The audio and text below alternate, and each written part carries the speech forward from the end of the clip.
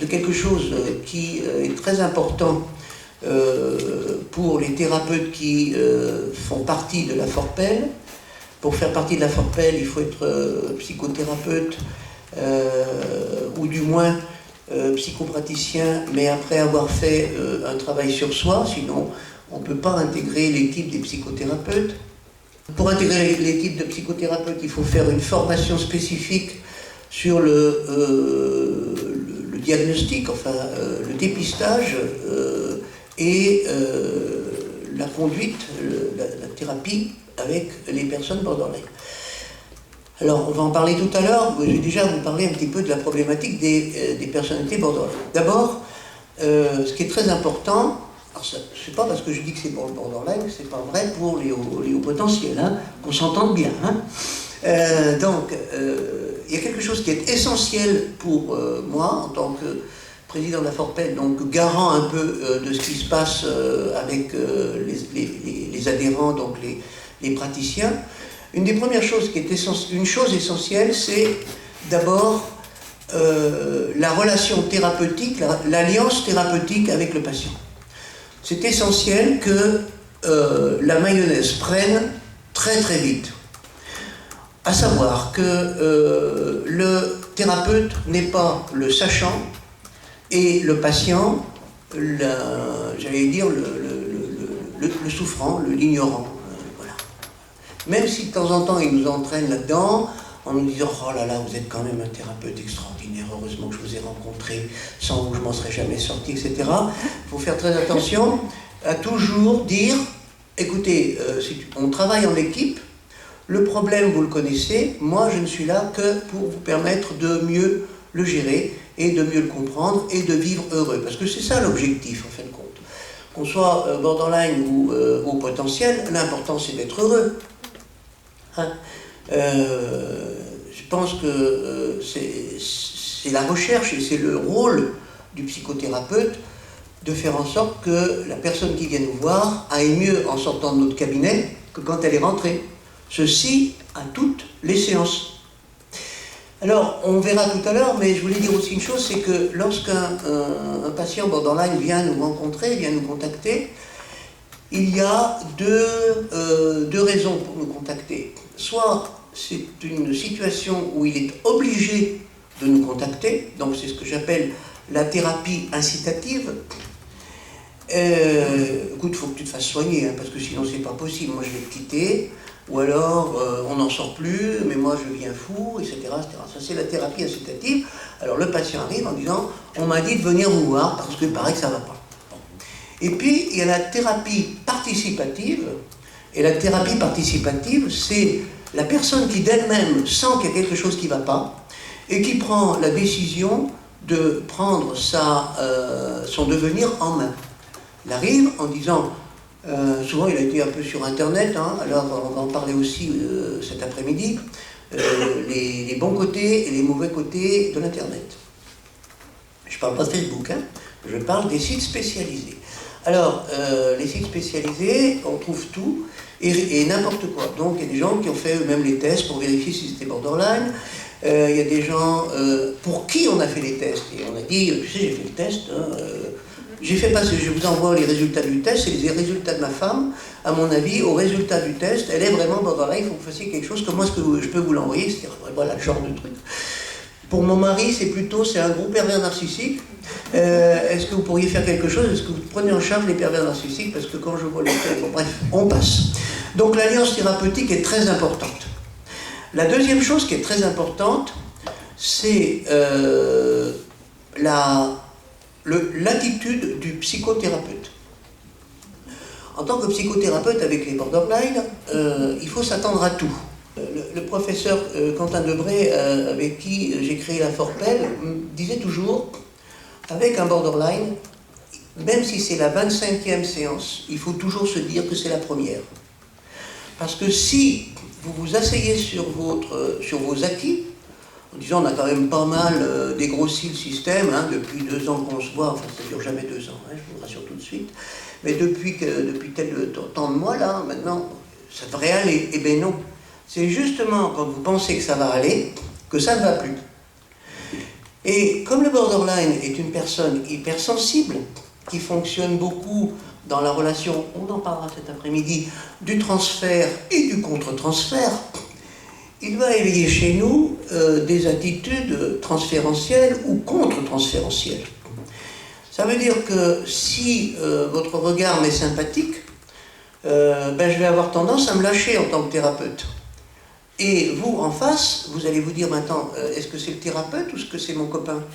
Et donc, du coup, vous allez commencer à paniquer, et le risque est grand, si vous voulez, que ce que nous appelons le champ thérapeutique soit complètement dévié, explosé, maltraité.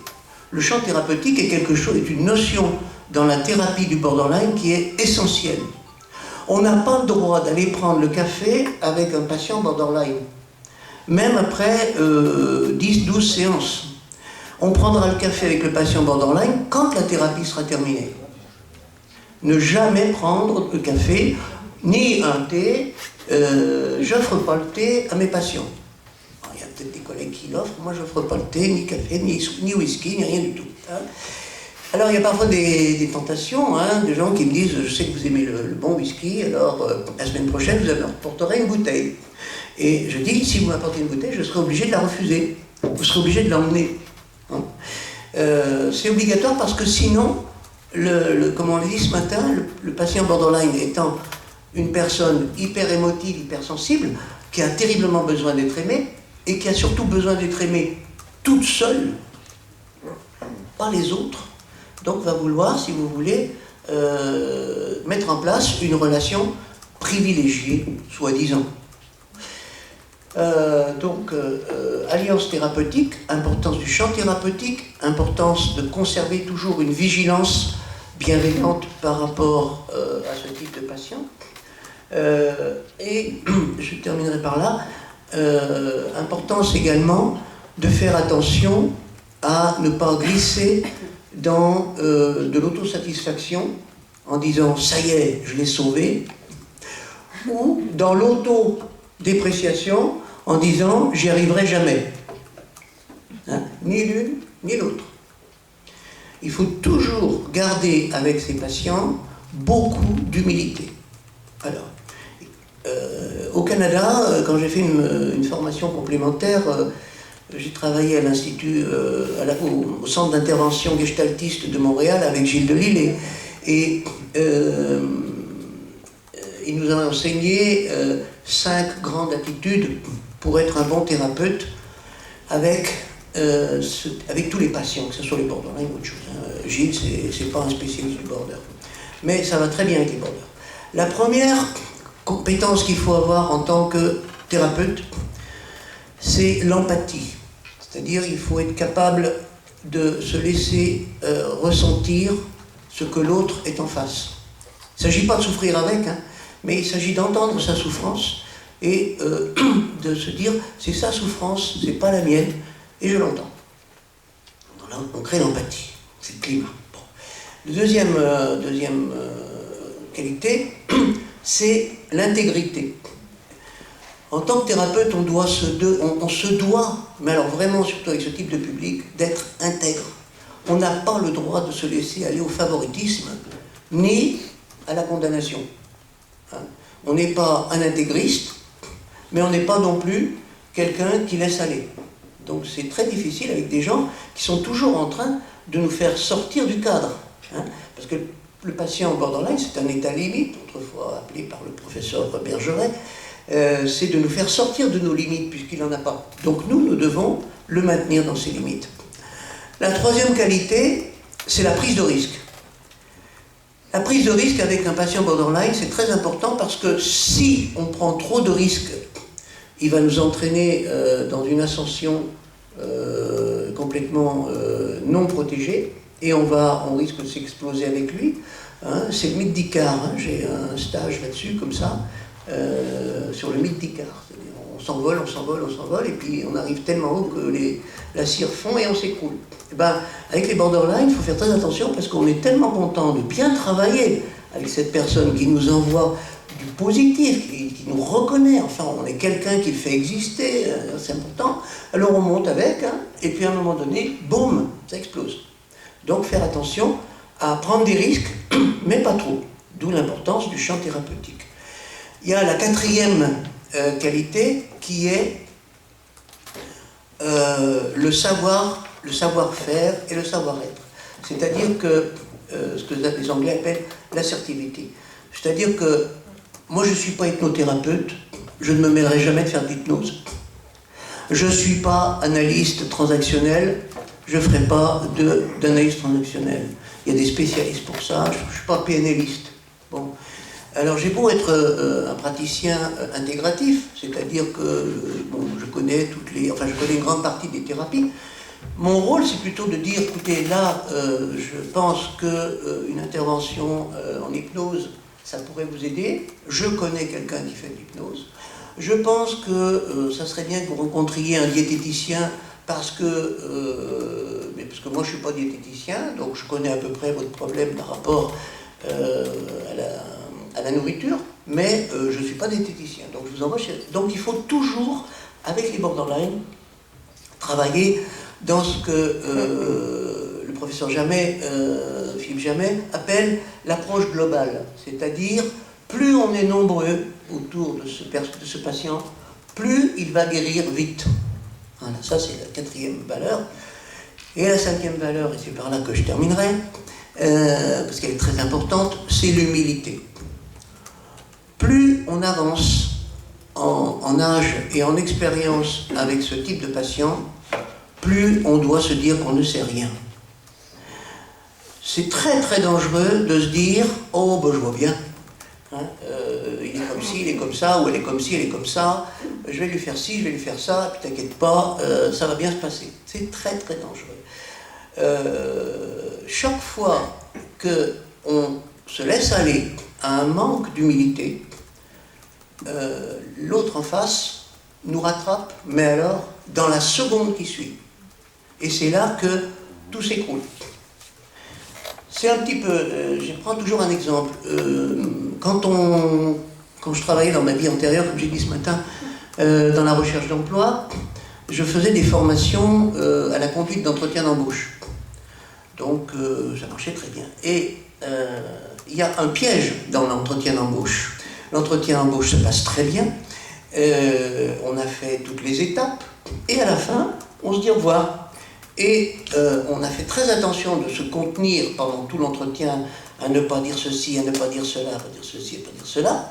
Et au pas de la porte, pendant que l'employeur futur est à côté de vous et qu'il appelle l'ascenseur et qu'on attend l'ascenseur tous les deux, vous lâchez, ouf, eh bien c'est ma femme qui va être contente d'apprendre que je peux peut-être trouver un travail avec vous, alors que pendant tout l'entretien, je m'étais esquinté à dire que de toute façon mon couple c'est mon couple et que mon désir de réussir c'est d'abord mon désir de réussir. Et là, juste avant de partir, je lâche, je vais dire à Mimine que tout s'est bien passé. Vous voyez ? Donc, en entretien avec nos patients, on peut faire cette même erreur. C'est-à-dire, on termine l'entretien, on accompagne le patient à la porte, et au moment où il franchit la porte, on lui dit une phrase toute bête, hein, « Vous inquiétez pas, ça va aller. » Pas bon. Deux phrases. « Ne vous inquiétez pas », il y a le mot « Ne vous inquiétez pas », le cerveau entend « Ah bon, parce qu'il faudrait que je m'inquiète ?»« Ça va aller », qu'est-ce qui va aller ? Le « ça hein ». Donc, je voulais vous dire tout ça parce que, pour lancer le débat qui va avoir lieu maintenant, on va donc travailler sur un différentiel, c'est-à-dire en quoi ce que je viens d'évoquer rapidement se retrouve dans vos pratiques, aussi bien Monique Ducamadec avec les adultes que Marie-Claude Dingillier avec les adultes, les enfants et les ados. Et puis c'est Daria qui interviendra je dirais, en trouble fait, pour dire « Ah ben oui, mais alors quand vous faites ça, vous voyez, nous par exemple, avec un borderline, on pourrait faire ceci. » Alors, ce que je voudrais, c'est qu'on accepte qu'on puisse se dire qu'avec un borderline, ça pourrait être ça, ou qu'on dise « Oh ben dis donc, t'as de la chance, parce que nous, on n'a jamais ça avec les borderline. » Vous voyez, c'est très intéressant. il n'y a pas de mauvais ni de bons patients. Le seul truc qui m'ennuie un tout petit peu, c'est ce qui a été dit ce matin, mais malheureusement on est bien obligé de le constater, c'est que le trouble de la personnalité borderline est un trouble repéré dans le DSM-4, alors que l'état, comment dirais-je, haut potentiel n'est pas un trouble, il n'est pas repéré. Et même, j'ai découvert l'autre jour avec stupéfaction que le trouble Asperger a disparu du DSM-5. C'est-à-dire qu'il n'y a plus d'Asperger, ça n'existe plus. Alors s'il y a des Asperger dans la salle, ben tant pis, vaut mieux qu'ils sortent parce qu'ils n'existent plus. Donc ils n'ont pas beaucoup de chance. Alors il faut peut-être qu'ils reviennent des anciens borderline soignés, ou enfin on trouvera quelque chose comme ça, mais le terme d'Asperger n'existe plus, donc on ne parlera pas d'Asperger. Alors ben écoutez, je vous laisse la parole. Qui veut commencer là-dessus? Je voudrais définir d'abord deux choses, qui est effectivement qui vient consulter un spécialiste de la douance, de quelle est ma formation, puisque j'ai une formation qui est la mienne, qui n'est pas une réponse universelle je dirais, aux demandes des adultes surdoués. Et un troisième point qui est quel type de personne vient consulter un spécialiste de la douance. Alors je vais être très rapide là-dessus. D'abord, nous recevons des personnes dans des situations très différentes. Il peut y avoir quelqu'un qui a été incité, comme le dit Pierre, par un proche, « Toi, je suis sûr que tu es surdoué, tu devrais aller voir monsieur un tel ou madame un tel », et la personne vient simplement pour avoir une confirmation de ce qu'elle est. D'autres personnes vont venir parce qu'elles ont lu, elles se sont informées, ça fait longtemps qu'elles se posent certaines questions, et elles ont besoin de voir clair et de mettre un mot sur une différence. Elles ont besoin de rassembler les pièces d'un puzzle, le puzzle de leur vie, de qui ils sont. Enfin, il y a un troisième cas qui est celui des personnes qui ont effectivement un fort potentiel, mais qui ont une souffrance qui peut être pathologique. Dans la mesure où mon objectif aujourd'hui est de vous parler avant tout des adultes surdoués, je vais essayer de vous dire ce que je fais avec des adultes surdoués qui peuvent être en crise, c'est-à-dire qui peuvent souffrir, mais qui n'ont pas nécessairement une pathologie psychiatrique. C'est pour clarifier vraiment ce qui est en jeu. Alors, personnellement, je suis psychologue clinicienne, mais je suis analyste. Je suis membre de l'Association psychanalytique de France. J'ai une formation qui a duré 10 ans avec des contrôles sur mes cas. Et il est vrai que ça a modifié mon écoute du patient. C'est-à-dire que lorsque quelqu'un me parle, je n'entends pas uniquement ce qu'il me dit. Je vous rassure, à la pause café, je n'entends uniquement que ce que vous dites. Je n'entends uniquement ce qu'il me dit, mais j'entends aussi un message à l'arrière. Parce que la grande question, c'est que me dit cette personne quand elle vient me parler de sa douance? Qu'est-ce qu'elle demande? Qu'est-ce qu'elle attend? Et quelle est la place qu'elle tient lorsqu'elle entre dans mon cabinet et qu'elle m'adresse la parole pour me parler de qui elle est? Cette parole, pour moi, est une parole importante parce qu'elle actualise pour chaque patient à la fois ses craintes, mais aussi ses espoirs, ses désirs et en même temps les plaintes. Ce discours va illustrer sa soumission, comme le disait Pierre, hein, vous êtes merveilleux, ou ses revendications, parce qu'on peut recevoir des adultes surdoués en colère. Leurs années de frustration les amènent à consulter et très rapidement à exprimer une colère. Alors, ma formation n'est pas qu'analytique, bien évidemment. On ne peut pas recevoir en analyse un adulte surdoué. L'important, c'est quel type d'écoute j'apporte. Ma participation ne va pas non plus être ce retrait de l'analyste. Je suis tout à fait impliquée dans ce qui se passe, j'écoute et je vais être interactive. Hein. Donc, j'essaie de reprendre en entendant Pierre présenter les choses. J'avais envie de dire que quel est le rôle du thérapeute lorsqu'il reçoit un adulte surdoué qui est peut-être en souffrance, mais qui n'est pas avec une pathologie manifeste. Bon, la première chose, bien évidemment, puisqu'il a une formation thérapeutique, c'est de gérer la crise. Et si nécessaire, de collaborer avec un autre thérapeute. Parce que si vous recevez quelqu'un qui peut être effectivement en état délirant, ou quelqu'un qui est en état maniaque, tellement évident, qui est en souffrance, vous allez à ce moment-là devoir accepter de travailler aussi avec un autre collaborateur. Un soutien médicamenteux peut être nécessaire. Mais parlons de ceux qui n'ont pas besoin de ce traitement. Et comme le disait Pierre, je crois d'un premier défi, c'est de créer une alliance thérapeutique. Alors avec un adulte surdoué, il est vrai que cette alliance se crée en parlant peut-être pas directement au départ de la douance, en aidant la personne à faire un état des lieux de tout ce qui constitue sa douance, et peut-être pas nécessairement en mettant tout de suite le mot. L'étape suivante va être bien sûr d'aider cet adulte à intégrer de manière positive cette douance, qu'elle ne soit pas un handicap et qu'il ne se dise pas « je souffre de quelque chose ». Pendant cette thérapie, le rôle du spécialiste va être aussi de l'aider à faire face à ses vulnérabilités. Parce qu'on peut être surdoué, mais bien évidemment, on a des vulnérabilités. Il faut en tenir compte et il faut les accepter si, d'une manière ou d'une autre, nous souhaitons aller de l'avant et réussir. L'étape, je dirais, une des étapes ultérieures, sera d'aider l'adulte surdoué à réinvestir sa créativité. Alors Pierre parlait de l'objectif d'une thérapie, et je suis d'accord avec lui, nous avons tous envie et besoin d'être heureux. Mais pour moi, la thérapie est aussi et avant tout la clé de la liberté. Nous nous construisons, nous menons nos vies bien souvent dans le désir des autres. Et un jour, nous avons besoin d'être au clair avec quel est notre propre désir et où ce désir va nous mener et peut nous mener. Donc pour moi, le premier entretien est fondamental. L'anamnèse, qu'on appelle, on fait en psychiatrie et autres médecins, on fait l'histoire du patient. Mais mon premier entretien n'est jamais directif, parce qu'il va me donner des tas d'informations sur le patient et il va à nouveau me permettre de voir comment il choisit d'aborder cette relation. Cet entretien me permet de voir l'interaction entre ces traits de personnalité qui sont propres à l'adulte surdoué, et puis les expériences de vie, comment ces expériences ont pu le blesser ou ne pas lui permettre d'aller plus loin. On va voir à ce moment-là, un petit peu plus tard, apparaître peut-être au deuxième, troisième entretien, quels sont les conflits internes et les angoisses qui sont à l'arrière de ce qui amène la personne à consulter.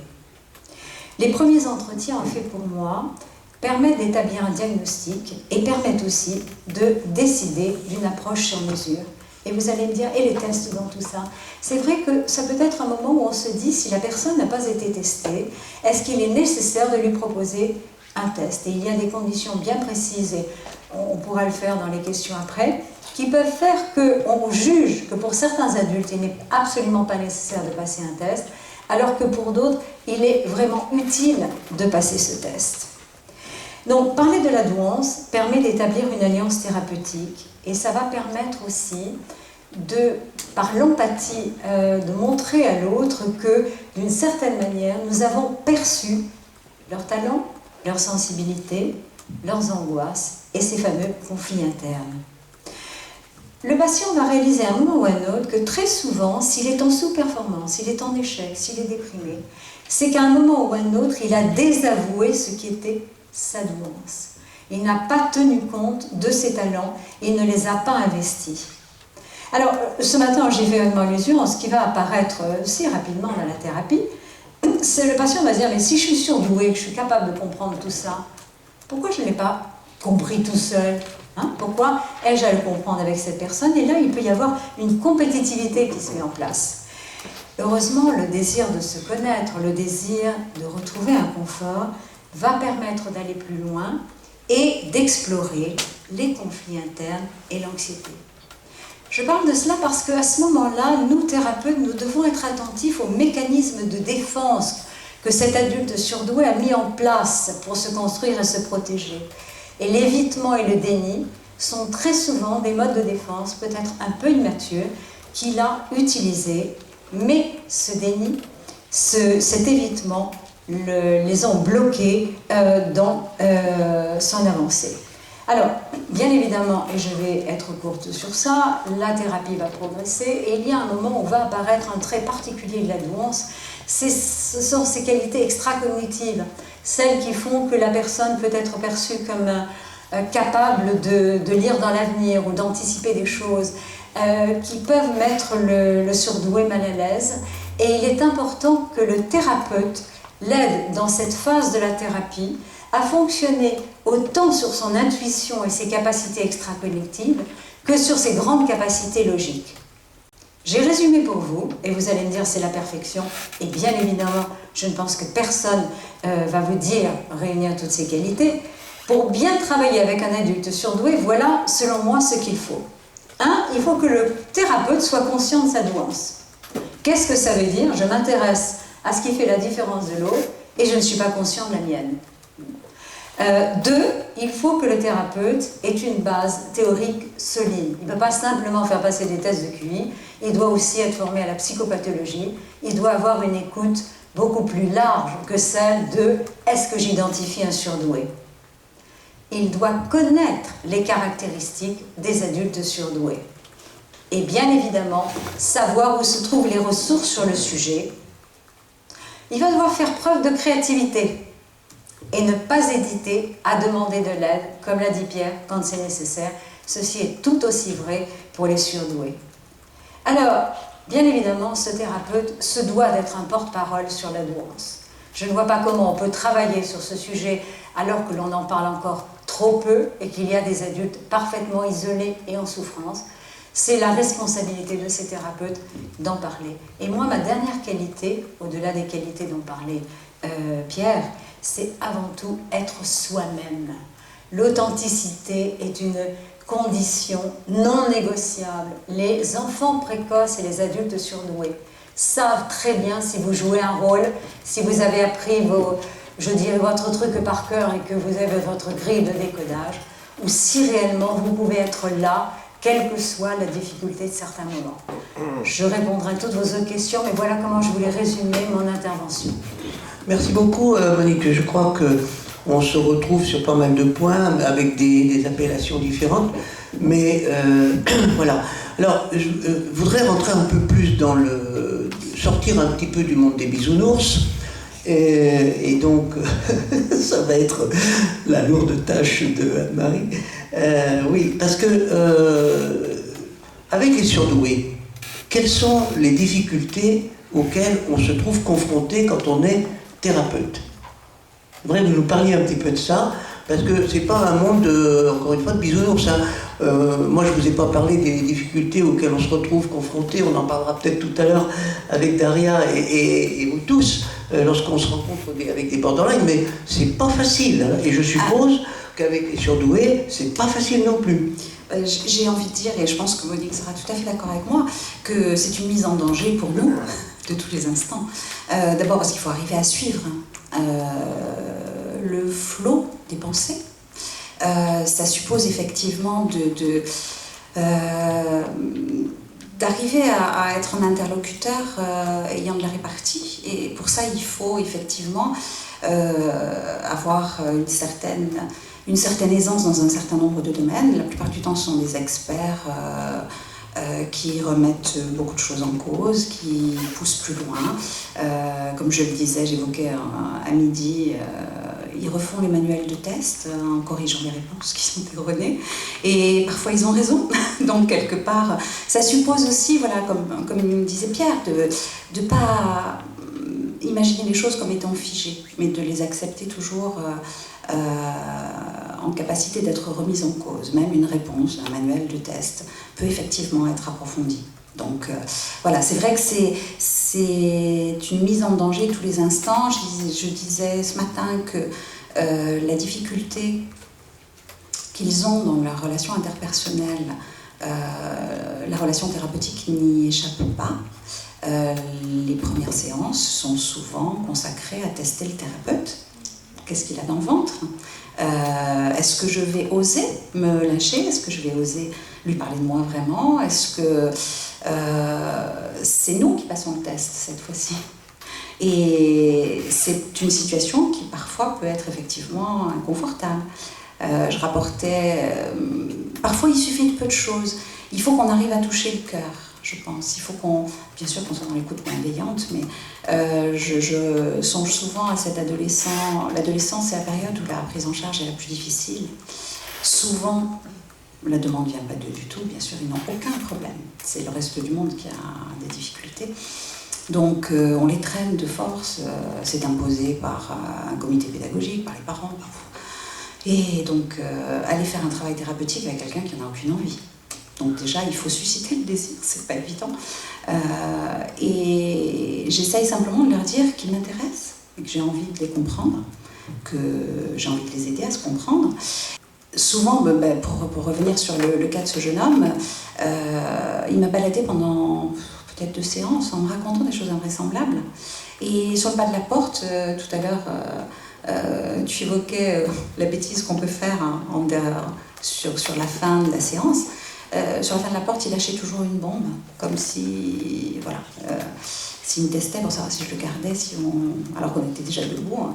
Et la 3e séance, quand il est arrivé, une fois assis, une fois installé, je me suis levée, je lui ai dit au revoir la prochaine fois. Donc là, effectivement, je l'ai complètement déstabilisé. Et puis, regarde, il me dit, mais on vient à peine de commencer. Je dis, oui, mais en général, c'est la fin qui est la plus intéressante. Donc, aujourd'hui, on va commencer par la fin. Et là, pouf, le visage s'est ouvert. Tout, ça y est, c'était fini. C'est, ah ouais, ok, tu m'as eu, très bien. Donc, parfois, cette clé ne marche pas avec tous. Quand je réfléchissais à comment vous parlez de la prise en charge thérapeutique, je disais, c'est un peu comme définir les profils de HP. Il y en a tellement de différents. Comment vous donnez une approche type? Non, c'est tout ce qui a été dit sur l'alliance thérapeutique, sur l'humilité, tout ce qui fonctionne pour les borderline fonctionne également pour les HP. Alors, je vais juste rajouter quelque chose qui, du coup, Monique sait bien donner son point de vue avec son background théorique. Le mien étant différent, on a peut-être un petit peu, et c'est bien, effectivement, des façons de faire qui ne sont pas tout à fait les mêmes. Moi, je travaille beaucoup, comme on l'a évoqué ce matin, la métacognition. C'est-à-dire que ce sont souvent des enfants qui sont curieux de tout, qui sont capables d'accumuler des tas de connaissances sur des sujets qui les passionnent. Et moi, je leur propose de voyager avec moi dans leur cerveau et de leur dire, voilà, et si on essayait de comprendre comment ça fonctionne là-dedans. Et j'essaie de leur expliquer leurs différences. Alors, différences de fonctionnement. Et puis, souvent, c'est la palissade, mais une fois cette étape passée, quand ils l'ont accepté, cette différence, je leur dis, du coup, si tu es différent des autres, ça veut dire aussi que les autres sont différents de toi. Bon, ça paraît simple. Mais ça veut dire que tu ne peux pas prêter tes pensées aux autres, qui sont responsables des leurs. Donc arrête de te dire, moi à sa place j'aurais fait ça, s'il ne l'a pas fait, c'est que. Épargne-toi ça, c'est vain. Et du coup, ce travail leur permet un certain nombre d'éviter un certain nombre de frustrations, j'ai envie de dire, parce que du coup, si on n'a plus tout à fait les mêmes attentes, si on a la même tolérance vis-à-vis des autres que celle qu'on réclame pour soi, après tout, oui, on peut penser différemment. Le champ des possibles est complètement différent. Et c'est pour ça que pour moi, l'axe principal, c'est voilà, la différence, l'explication, l'assimilation, la Versienne. Et puis après, se dire, mais après tout, on peut vivre en bonne intelligence, c'est le cas de le dire. Donc, comment est-ce que je peux, apprends-moi comment sont les autres et apprends-moi ce qui en moi est différent des autres. Parce qu'en fait, moi, je sais plus ou moins comment je fonctionne, mais je ne sais pas comment fonctionnent les autres. Ce n'est pas le genre de conversation qu'on a dans la cour de récréation. J'en ai certains qui me disent, ah bon, est-ce que les gens n'ont pas forcément une image sur des mots? Moi, chaque fois que j'utilise un mot, c'est l'image visuelle qui me vient à l'esprit. Les autres, ça ne fonctionne pas comme ça pour eux. Donc on discute de ces différences. Et une fois que tout ça est un peu clarifié, en règle générale, il y a un soulagement. Bon. Alors, on travaille beaucoup l'estime de soi. Quelque chose de très important chez les enfants, c'est le goût de l'effort. Mon Dieu que c'est difficile de faire des efforts. L'intelligence, c'est aussi atteindre son but et si possible en faisant moins d'efforts, de la manière la plus efficace. Pour ça, ils sont doués, ils sont souvent paresseux. Mais tant que le but est atteint, tant mieux. Maintenant, si le fait de ne pas faire d'efforts fait que le but n'est pas atteint, alors réussir avec facilité, traverser le primaire sans travailler, en réussissant tout, et puis se retrouver 4e, 3e avec des efforts plus importants qui sont demandés. C'est un peu comme si on apprenait le vélo sur le tard, c'est plus difficile, quoi. Donc j'essaye de développer en eux, parce que ça m'aide également à augmenter leur estime d'eux-mêmes, ce goût de l'effort. Je passe souvent par les jeux, c'est souvent des mauvais perdants. Essayer de leur faire comprendre que, voilà, comme dans un jeu vidéo, quand on joue sur un jeu vidéo et qu'on bute sur un tableau, est-ce qu'on abandonne? Est-ce qu'on lâche le jeu? Est-ce qu'on passe à autre chose? Ou est-ce qu'on s'accroche? Et quand on s'accroche et qu'on arrive à passer le tableau, les jeunes, les ados ont cette espèce de mouvement d'énergie. Yes! j'y suis arrivée. Et je leur dis, mais bon sang, ce mouvement d'énergie, sens-le. C'est ça qui va t'aider à augmenter ton image de toi-même. Tu viens de réussir quelque chose de difficile, regarde le bien que ça te fait. Est-ce que ça valait pas la peine? Ok, tu as essayé 2-3 fois. Alors, le jeu vidéo, ça marche à tous les coups. Après, pour les exercices scolaires, la métaphore n'est pas toujours facile à faire suivre, mais peu importe. Donc, on joue beaucoup. On pratique énormément l'humour, bien sûr. C'est une façon de communiquer avec eux. Et puis, dans les jeux, là aussi, je me mets en danger, c'est pas évident. Et je travaille aussi le perfectionnisme en leur disant qu'on ne peut pas tout savoir, qu'on ne peut pas être parfait, que je suis loin de l'être et qu'ils ne le seront pas. Jean-Charles, donc je suis associée avec Jean-Charles Terrassier qui travaille avec cet outil thérapeutique du jeu depuis des années. Et on fonctionne beaucoup avec des énigmes. Allez, un petit challenge, un petit défi, des casse-têtes, des choses comme ça. Je t'en propose un, tiens, Pierre, pour la prochaine fois. Essaye de me coller. Alors, allez dire ça, je le fais avec les enfants, pas avec les adultes, hein, je vous rassure. Je ne suis pas sûre que j'arriverai éventuellement à les réussir. Bon, avec les enfants, parfois certains me mettent en danger quand même aussi, j'y arrive pas, mais quelque part, ça leur montre qu'après tout, ouais, j'arrive à vivre sans résoudre leur casse-tête, et c'est très bien. Et du coup, si eux n'y arrivent pas, est-ce que j'en suis plus mal pour autant? Pas du tout, c'est très bien. Donc j'essaye toujours que ce soit quelque chose d'interactif. Et ils viennent, comme je l'ai dit, ils n'ont pas de demande. Les enfants, ils viennent parce qu'on les pousse, ils viennent entrer dans les pieds, ils ont été obligés de décaler le foot, ou voilà, donc j'ai aucune envie de venir. Et il faut que je leur donne envie de revenir. Il faut que je leur donne envie de comprendre qu'ils ont peut-être une difficulté dont ils n'ont pas forcément conscience, que j'ai pas envie qu'ils viennent entrer dans les pieds parce que je vais perdre mon temps, j'ai plein de gens qui attendent et qui aimeraient avoir une place. Et puis eux aussi, ils vont perdre leur temps, donc à tant qu'à faire, puisqu'on est condamnés à être ensemble, autant essayer de faire quelque chose de sympa et d'avancer. Et ça marche bien, donc oui, je suis humble, hein, je pense que ça c'est important, ils le savent, je ne suis pas le sujet supposé savoir, je leur donne pas cette notion de science infuse. Et puis j'essaye que l'échange soit dynamique et la plupart du temps, j'ai envie de dire, ça se passe bien. Merci beaucoup, Marie. Je voudrais juste rajouter une chose. Oui. Parce que je suis très intéressée par ce que vous dites et il me semblait important de souligner que bien évidemment on ne travaille pas du tout de la même manière avec un enfant, un adolescent et un adulte. L'enfant on joue, l'adolescent on lui parle et l'adulte bien évidemment nous l'écoutons et nous travaillons avec, mais surtout que l'objectif de nos prises en charge est très différent. L'enfant est dans une période de vie où il est en train de se construire. Et l'enjeu, c'est de l'aider à développer son potentiel. L'adulte, lui, a d'autres enjeux. Et ces enjeux se définissent par rapport à la réussite et à l'actualisation de leurs talents. Parce qu'un adulte a conscience de sa valeur le jour où, aux yeux du monde, il a réussi. Et quand, selon les critères du monde dans lequel il vit, ne lui renvoie pas cela, il peut se sentir totalement sans valeur et en échec. Donc nous avons des objectifs qui sont différents, mais qui, les vôtres, aboutissent. Je vais passer la parole à... merci, Monique.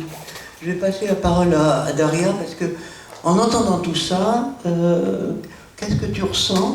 Est-ce que tu as envie de passer, quitter les borderlines pour t'occuper des hauts potentiels, Daria? Est-ce que tu restes à la Forpel ou bien est-ce que tu quittes la boîte? C'est un secret, pour l'instant. Je ne réponds pas. Ok. Qu'est-ce que ça évoque quand on entend tout ça? Effectivement, c'est là où ça se différencie beaucoup, parce que moi je travaille avec les adultes, donc effectivement tout ce que tu as dit est une spécificité de la prise en charge dans le sens, les points communs, ce serait que la thérapie classique ne fonctionne pas, c'est-à-dire voilà, qu'il faut des interventions spécifiques. Ensuite, avec les borderline, ce que Pierre, tu as évoqué, c'est l'importance du cadre thérapeutique, c'est très important. Parce qu'encore une fois, il s'agit de se connaître à travers une relation thérapeutique. Et c'est ce qui différencie de l'auto-analyse, réflexion sur soi, d'un travail sur soi avec un thérapeute. Parce que, voilà, effectivement, le borderline, surtout lorsque on se connaît mieux, va répéter avec le thérapeute tout ce qu'il répète, toutes les difficultés qu'il présente, toutes les difficultés relationnelles qu'il présente dans sa vie de tous les jours. Et forcément, la thérapie va induire des régressions, voilà, des régressions thérapeutiques et non thérapeutiques. Voilà.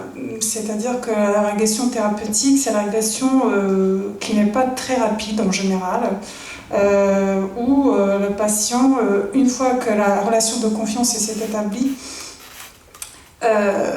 finit par projeter sur le thérapeute une attente qui n'a pas été assouvie dans son enfance. Voilà.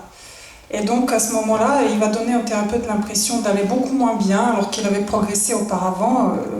Là, je parle en général des borderline qui ne sont pas si graves, parce que les borderline graves ont tendance à faire des régressions thérapeutiques très rapides, c'est-à-dire non thérapeutiques, pardon. Non thérapeutiques, ça veut dire que le patient va être en demande presque dès le début de la prise en charge. Il y aura une attente que le thérapeute l'aime, qu'il le rassure, voilà, un peu comme un enfant, quelque part, un besoin d'être assuré, un besoin de la peur d'être abandonné par le thérapeute, etc.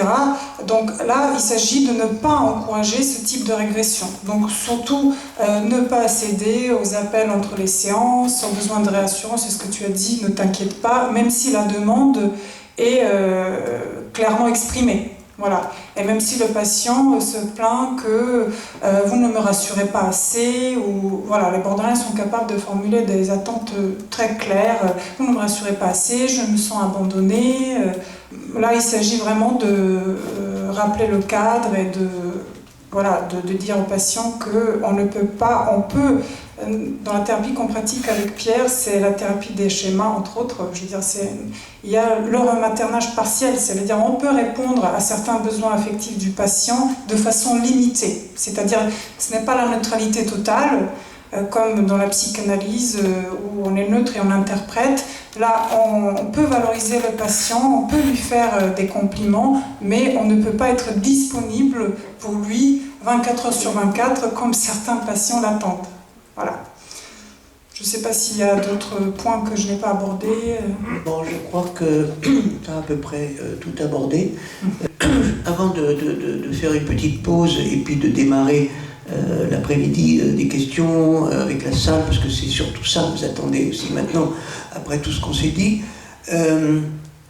je crois, si vous voulez, que la question qui va se poser, c'est la question de qui reste toujours pending sur ce colloque, c'est quid de la différence entre le trouble borderline et le haut potentiel.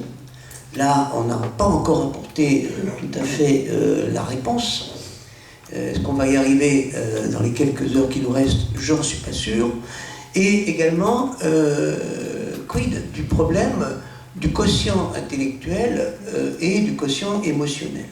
Et ça aussi, c'est assez drastique. Quand on discute comme ça, on a l'impression d'avoir une mentalité Google. Hein. T'es là ou t'es là, quoi. Et je voudrais bien que... c'est dommage que l'auteur des nuances de gris ne soit pas là, parce que il aurait pu nous aider, je pense. Parce que c'est vrai que comment faire pour qu'on évolue vers cette nuance de gris? Et je crois qu'un des objectifs du psychothérapeute avec un borderline, c'est de l'amener à voir les couleurs nuancées, les nuancées de gris, etc. Ce qui, à mon avis, me semble important, mais vous allez peut-être me dire que je me trompe, avec un haut potentiel, c'est de lui dire qu'il peut vivre dans un monde où les gens sont moins potentiellement évolués que lui. Il faut qu'il puisse l'accepter. Sans avoir l'impression d'être un ovni, sans être obligé de dire, bon ben alors on va parler petit nègre, hein, parce que quand je parle français, tu comprends pas tout ce que je dis, etc. C'est difficile, quoi. Moi je me dis que si je me trouve devant quelqu'un comme ça, je vais être très gêné. Et je suis gêné. C'est-à-dire que quand, en tant que psychothérapeute, je me trouve devant quelqu'un qui s'est autodiagnostiqué borderline et qui, au fur et à mesure de l'évolution de la thérapie, se révèle être à haut potentiel, je ne sais plus comment faire, comment dirais-je, pour l'orienter ailleurs. Parce que l'alliance thérapeutique s'est créée, Et si je lui dis « vous êtes trop fort pour moi, j'y arriverai pas », ça ne va pas le faire. L'autre jour, j'ai une patiente qui arrive et puis qui me dit j'ai l'impression, à travers ce que vous me dites, j'étais sur les livres, etc., je pense que je suis haut potentiel. Je dis oui, certainement. Est-ce que je peux aussi être borderline? Je dis oui, ça peut arriver aussi. Oui, mais alors comment je vais me sortir de ce haut potentiel? Alors là, je dis, bon, ben écoutez, allez voir une collègue dont c'est la spécialité, je cite personne, et qui se trouve à Paris, et elle me dit, ah non, vous allez m'abandonner. Voilà. Vous voyez, alors, elle voulait bien aller plus loin, mais, alors, quotient intellectuel, besoin de se vérifier, de se confronter, voilà, mais derrière, le versus quotient émotionnel, énormément prégnant, et vivant le passage à quelqu'un d'autre comme un signal d'incompétence, d'abandon. Si je vous passe à Madame de Kermadec, c'est que je suis plus valable. Et donc, oui. Pardon. Je vous en prie. Juste une seconde, chez l'enfant, j'ai un pendant qui est aussi très savoureux. J'ai une petite fille qui avait été dépistée avec un profil très homogène et vraiment aucune difficulté, pas trop des apprentissages associés, etc. Et la maman m'appelle en me disant, vous savez quoi, on l'a inscrite en soutien scolaire. Et la maîtresse me dit qu'elle a plein de difficultés à l'école. Je dis, bon. Donc on prend rendez-vous, on en discute, et en fait, la petite fille me dit, ben oui, c'est le seul moyen que j'ai pour avoir des relations un peu privilégiées avec la maîtresse. Donc je fais exprès d'avoir des difficultés, comme ça au moins je vais au cours de soutien, et puis elle est contente la maîtresse parce que je fais des progrès. Alors voilà, c'est exactement la même chose, je veux pas me laisser abandonner, je vais jouer un rôle, et puis je vais essayer de tisser ce lien plus fort, quoi. Okay. Pierre, je vais vous titiller parce que quelqu'un qui vous dit vous allez m'abandonner est peut-être un petit peu borderline quand même.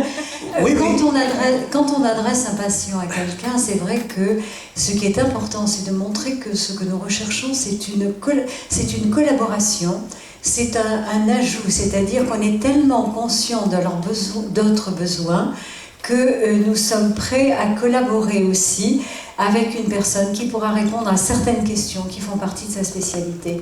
Lorsque je dois dresser quelqu'un chez un psychiatre pour un traitement antidépresseur, ou parfois que je perçois franchement bipolaire et que je peux me dire comment va-t-il pouvoir accepter cette bipolarité, il y a un travail de préparation qui permet de donner le sentiment qu'on n'abandonne pas la personne, mais que nous serons en fait deux à pouvoir l'aider et que le lien va être maintenu. Voilà, c'est tout. Donc je voulais juste vous terminer avec l'abandon. J'ai noté encore une fois, Monique, que pour vous, le borderline n'existe pas puisque vous venez de parler de bipolarité. Attention. Ah non, mais non, mais je vous chatouille. Ok, donc je vous propose de faire une pause là maintenant, d'un petit quart d'heure, et puis on se retrouve à 15h15. Merci d'avoir participé à cette table ronde pendant cette heure. À tout à l'heure.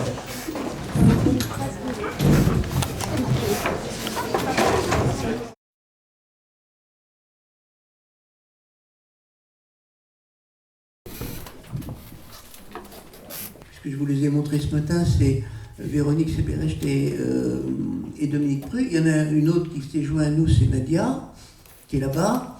Nadia, faudrait-tu venir remplir les sièges devant, s'il te plaît? Si, allez, parce que là, ça, au fond, comme ça, hein, ça fait l'élève à haut potentiel qui n'ose pas gêner. Parce qu'elle a un fond borderline. Voilà. Merci Nadia. Alors, posez votre question. Merci. Elle s'adresse à qui d'abord? À Madame de Kermadec. Ah. Je me serais aimée, merci. Vous disiez tout à l'heure que certains thérapeutes préféraient ne pas tester les HP. Dans quel cas de figure, selon vous? Alors, lorsqu'un adulte vient en consultation et qu'il parle de lui-même, il va révéler tout un parcours. Il va aussi laisser percevoir différentes facettes de personnalité que l'on retrouve de manière assez classique chez les adultes surdoués. Il est vrai que si la personne, et moi, petite parenthèse, dans ma clientèle, j'ai agriculteurs, travailleurs manuels, J'ai des personnes qui sont hyper diplômées et très connues sur un plan international, et j'ai des religieux qui sont dans des couvents. Donc vous serez étonnés de voir qu'on peut avoir ces questions. Alors, j'ai tendance personnellement à ne pas dire systématiquement il faut passer un test. J'ai besoin de comprendre ce que représente le test pour la personne. Est-ce que la personne qui demande un test cherche à obtenir des informations qu'elle n'a pas pu avoir sur elle-même et a besoin d'assembler certaines pièces d'un puzzle, et que cette part de lui-même, car j'insiste toujours, le test de QI n'est qu'une mesure d'une part de vous-même. Il y a tellement d'autres choses qui vont constituer vos intelligences et votre potentiel de réussite. Donc, quand la personne, par exemple, a un parcours scolaire qui a été particulièrement chaotique, quand la personne n'a pas fait d'études et s'est dépréciée, quand la personne a été très critiquée toute sa vie et a vraiment besoin de toucher du doigt, mais vraiment de manière concrète, quels sont ses atouts, à ce moment-là, je n'hésite pas. Ce que je n'aime pas en tant que thérapeute, c'est que quelqu'un m'adresse quelqu'un en lui disant « Oui, alors je suis sûre que vous êtes vraiment au potentiel », donc la personne arrive, elle se dit « J'ai un haut QI », vous la testez, et dans les faits, tout le travail à faire va être de lui montrer combien vous l'appréciez, la qualité de ses résultats, et la personne va finir par vous dire « Alors donc, je ne suis pas surdouée ». Et donc là, il peut y avoir quelque chose de difficile. Mais pour dire oui à un test de QI, surtout si quelqu'un est surdiplômé, si quelqu'un a, je dirais, des facettes évidentes de la douance, je peux dire à la personne, pour moi, le travail que vous pourriez faire en allant plus loin sur la connaissance de vous-même me paraît beaucoup plus fructueux que simplement la passation d'un test. Bien évidemment, je vous laisserai le choix. Ça, je leur dis toujours aussi. Merci. Pour M. Nantas et puis pour Doria, voilà, moi je suis la maman d'un gamin qui nous a dit très vite qu'il était surdoué quand il était petit. On est passé à côté, je dois dire. Et puis il a très dysfonctionné à l'école primaire, et puis surtout au collège et encore au lycée, des très très gros problèmes comportementaux. Et maintenant, je dirais qu'il bascule très clairement dans le borderline. Donc je crois qu'on est vraiment sur le thème là. Alors, il y a une question que je me pose, parce que ça me chagrine toujours un peu. J'entends parler, quand on entend parler des sujets borderline, de la maltraitance parentale. Ça fait très très mal aux parents. C'est très très difficile d'être parent d'un enfant border. Vous ne savez pas quoi faire pour lui. Il est dans un désarroi absolument épouvantable. Première chose. Et deuxième chose, je vous entends parler d'alliance thérapeutique. Sauf que quand vous n'avez pas la chance d'habiter dans une grande ville, c'était notre cas, l'alliance thérapeutique, c'est très, très, très compliqué. Un psychologue dans un village de 200 habitants, première grande ville, presque 100 km, vous ne pouvez pas vous amuser, j'en cherche un, deux, trois, jusqu'à ce que je trouve le bon. En plus, il ne veut pas, lui, de toute façon, c'est bien ce que vous expliquez tout à l'heure, lui, il ne veut pas, lui, plus jeune, il dit « moi, je vais bien, c'est vous qui dysfonctionnez, bien sûr ». Mais bon, vous sentez tellement que ça va mal que non, il faut... Mais en fait, de solution, vous n'en trouvez pas. Et il se construit de plus en plus mal, de plus en plus mal, de plus en plus mal, jusqu'à arriver à des extrémités absolument épouvantables. Et quand vous lui dites, tu sais, tu as vraiment besoin d'aide, là, il n'y croit plus. Il n'y croit plus et il va d'errance en errance. Donc, c'est en ça qu'aujourd'hui, le sujet, il était vraiment, je crois, très intéressant. Et je crois qu'en effet, on peut être et à haut potentiel et basculer au long terme vers le trouble borderline. Je vais juste dire par rapport à l'évaluation psychologique, comme, au test, comme on l'a évoqué ce matin, c'est important d'avoir affaire à un professionnel compétent. Par contre, sauf si effectivement le professionnel ne l'est pas du tout, mais c'est extrêmement rare, il y a beaucoup plus de possibilités de sous-diagnostic que de sur-diagnostic. Pour surdiagnostiquer, il faudrait que le thérapeute réponde à la place du patient, ou alors qu'il se trompe vraiment dans l'interprétation des réponses. En règle générale, ce qu'on observe plus souvent, c'est plus un sous-diagnostic, c'est-à-dire, comme j'expliquais ce matin, on infère l'intelligence d'après un niveau de performance. Si les conditions ne sont pas réunies pour que les performances soient bonnes, un enfant ou un adulte qu'on va presser parce qu'en lui laissant peu de temps de réflexion, qu'on va tenir, ça me paraît tellement incompatible avec le métier de psychologue que j'ai du mal à l'expliquer, mais c'est ce que me rapportent certains patients. Effectivement, si l'alliance thérapeutique n'y est pas, s'il n'y a pas quelque chose au départ d'un climat de confiance et de bonnes conditions, on va arriver à un sous-diagnostic, c'est-à-dire qu'on dirait non, il n'est pas. Maintenant, j'ose espérer, si on vous l'a diagnostiqué au potentiel à 14 ans, en toute logique, la compétence du professionnel n'est pas à remettre en cause. Enfin, c'est ce que je dirais, me semble-t-il. Par rapport au test, j'avais envie de vous donner 2 anecdotes. J'ai reçu dans les derniers mois une personne qui avait consulté et on lui a fait passer un Vice 4 en 5 épisodes. La personne est allée 5 jours en consultation. Je me suis demandé si c'était en institution parce qu'on sait que ça représente 5 prix de journée. Mais non, c'était dans un cabinet privé. Et l'autre personne avait passé un test qui était un vieux Vice, qui n'était même pas le Vice 3, que le psychologue avait tourné de manière à donner l'apparence d'un Vice 4. Donc il est vrai qu'il vaut mieux parfois poser la question en amont, soit à un médecin, soit à un psychiatre, soit à quelqu'un qui est à même de vous informer sur la formation de la personne qui vous reçoit. Alors, monsieur, vous venez de souligner quelque chose de très important, c'est qu'effectivement, un test de QI est réducteur. On ne voit que peu de choses. Même si nous testons 10 formes d'intelligence d'une certaine manière, l'être humain a d'autres intelligences. Cette intuition, cette inspiration dont vous parlez, que nous pouvons retrouver dans une créativité aussi, que l'on retrouve dans des talents artistiques, que l'on retrouve dans une intelligence émotionnelle, ce n'est pas testé avec le test de QI. Donc c'est un de mes combats qui est de ne pas limiter le haut potentiel et la douance simplement à un chiffre de QI. Oui, globalement, l'intelligence dont on parle, le QI dont on parle, est celui qui est évalué par les tests d'intelligence. Donc effectivement, c'est réducteur, comme vous le dites. Et puis par rapport aux neurosciences, je pense que souvent, en neurosciences, travaillent les chercheurs qui n'ont rien à voir avec la pratique clinique. Malheureusement, que ce soit en France, aux États-Unis, le monde de la recherche est souvent très déconnecté du monde de la pratique clinique. On a toujours des questions à se poser, c'est évident, mais que la recherche en neurosciences apporte beaucoup de choses sur la pratique clinique. Pour la pratique clinique, je ne suis pas sûre. Même s'il faut continuer à innover. Parce que ce qu'on trouve dans les recherches, c'est ce qu'on cherche, c'est-à-dire ce qu'on étudie. Voilà. Donc on n'étudie pas toujours ce qui est pertinent pour la pratique clinique, parce qu'encore une fois, les recherches sont souvent faites par des gens qui ne pratiquent pas. Voilà. Mais alors par contre, j'ai juste envie de dire, en dehors des clivages de guerre de chapelle, il y a de plus en plus quand même maintenant des collaborations.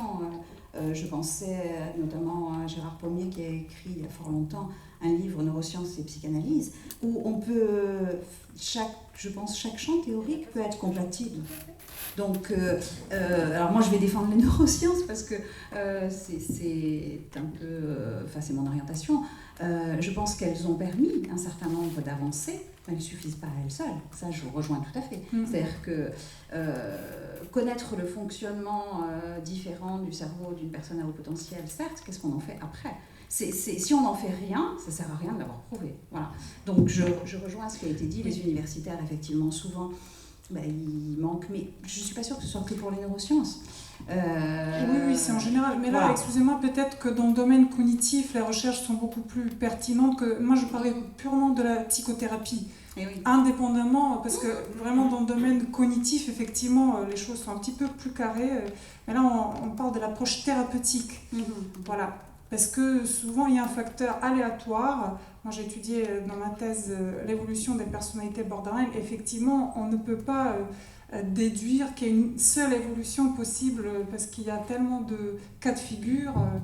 Donc, il y a un facteur toujours des facteurs aléatoires qu'on n'arrive pas à déterminer. Voilà, ça reste toujours... Un être humain est complexe et on n'arrivera jamais à répondre à toutes les questions.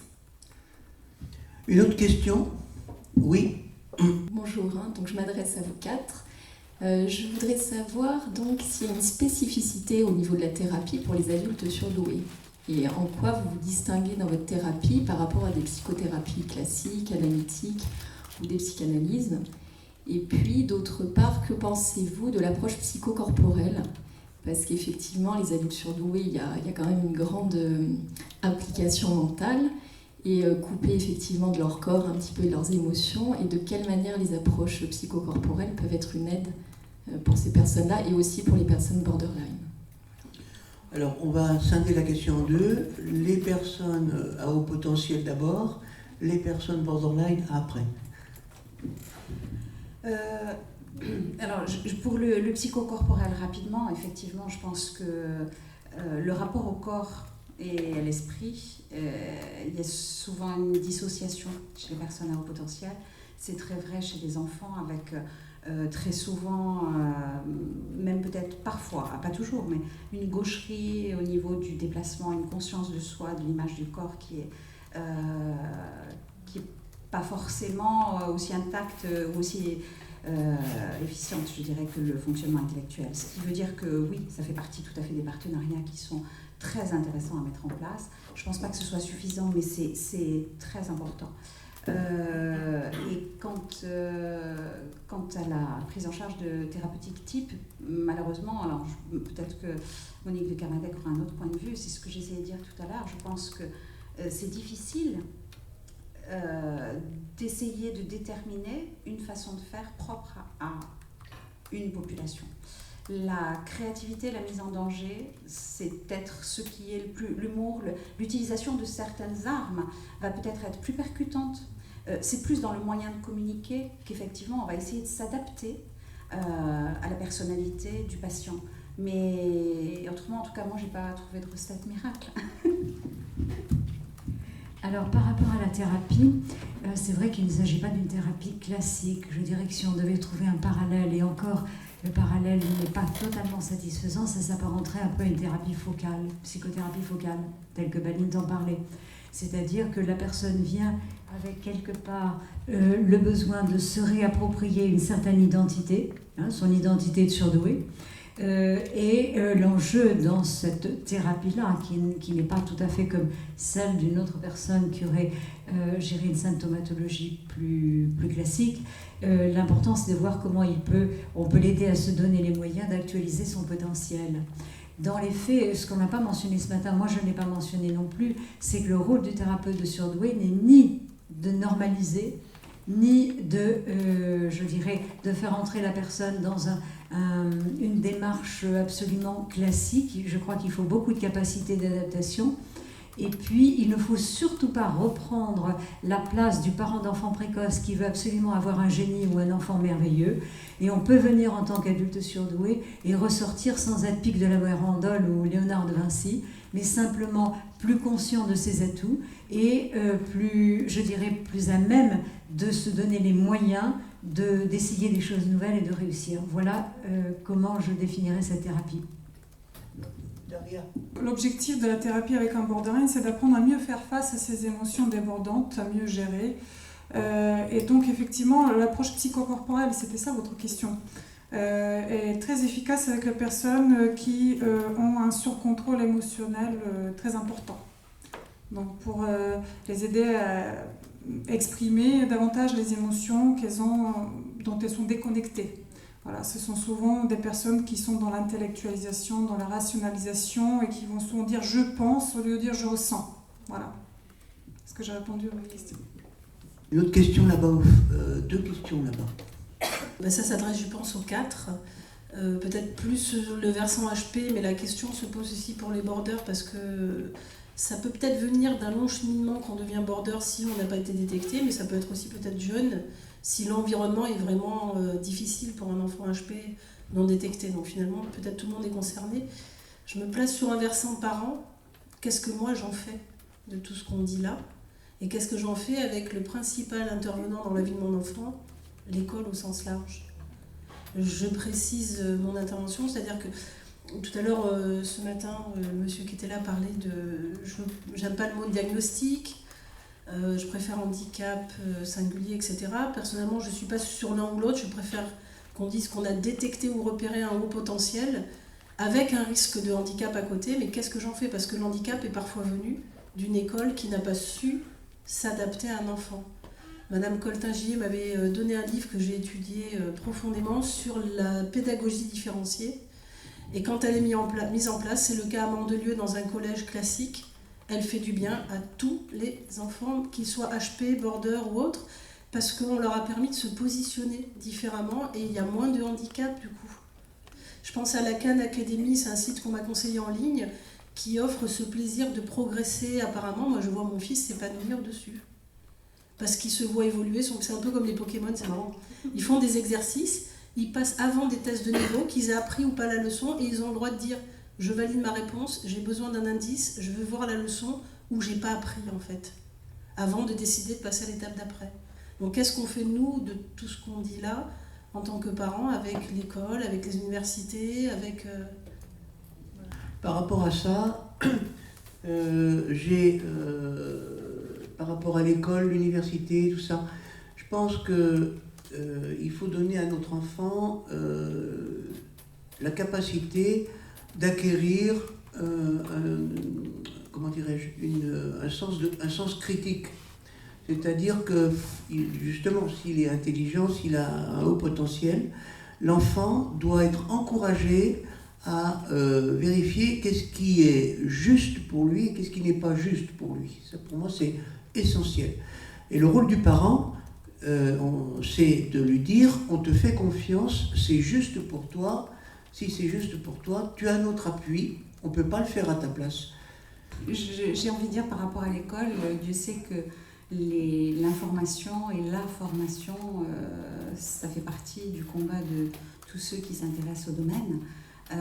L'éducation nationale, c'est une grande famille et c'est parfois difficile d'arriver à les faire bouger. Je crois que dans les dernières années, il y a d'énormes progrès qui ont été faits, mais je mesure le superlatif parce que on est passé, enfin on les reconnaît maintenant comme des enfants à besoins éducatifs particuliers.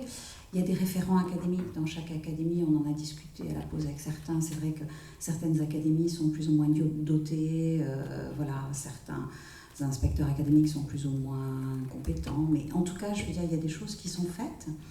Et oui, il y a encore beaucoup de progrès. J'ai envie de vous répondre d'une autre manière. Je vois des enfants précoces depuis de nombreuses années. Et je pense qu'on n'est pas simplement un enfant précoce. Un test de QI contient une mine d'informations. Votre enfant peut avoir un score élevé et avoir une dysharmonie. Et le psychologue, ce jour-là, spécialiste de la précocité, va devoir vous dire ce que vous devez faire pour aider votre enfant précoce qui a une dysharmonie. Votre enfant peut être précoce, avoir une dyslexie. Et là, à nouveau, on va devoir vous aiguiller vers un thérapeute qui pourra prendre en charge la dyslexie de votre enfant. Et par ailleurs, votre enfant peut avoir l'air d'être, je dirais, hyperactif, parce que beaucoup viennent en consultation parce qu'ils s'agitent en classe, et dans les faits, c'est une décharge motrice de l'anxiété, et ces enfants ont peut-être besoin d'être accompagnés pendant un certain temps par un pédopsie. Donc il n'y a pas un enfant qui a 114, 130 ou 150 de QI, il y a un enfant qui a des subtests qui vont nous donner des informations très précieuses. Après, je dirais effectivement qu'il ne faut pas surinvestir. Un grand nombre d'enfants précoces supplient leurs parents de les laisser vivre, de ne jamais oublier qu'ils sont des enfants. Parce que certains parents voulant bien faire en font trop. Donc, surtout quand un parent est perdu, ne jamais hésiter à demander de l'aide à un spécialiste qui pourra aiguiller vers les bons spécialistes parallèles, voire aider à trouver des activités. Et dans mon livre « Pour que mon enfant réussisse », j'ai terminé en disant que le parent était l'allié fondamental. L'école peut faire quelque chose, mais le parent est là avec l'enfant de la naissance à l'âge adulte. Donc c'est lui qui va voir évoluer l'enfant.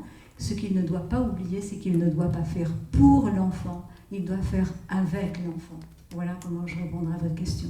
La question vous posait déjà sur l'effet borderline. À partir de quel âge il peut arriver? À partir de quand est-ce que ça peut arriver à l'enfance? Ou est-ce qu'il faut attendre d'être adulte? Et la seconde question, c'était sur justement l'accompagnement des enfants en tant que parents. Pas forcément pour des enfants détectés. Je suis moi-même père d'une petite fille de 5 ans. Certains symptômes me font penser que, après j'ai aucune certitude, mais avant même d'aller mettre une étiquette sur sa tête parce qu'elle est toute petite, est-ce qu'il y a des choses qui permettent à un parent d'accompagner son enfant pour qu'elle ne soit pas en décalage? Oui, on peut diagnostiquer, mais ce n'est pas tout à fait le même trouble, c'est-à-dire trouble borderline chez l'enfant. D'ailleurs, dans les classifications nouvelles, je crois que ça n'existe plus.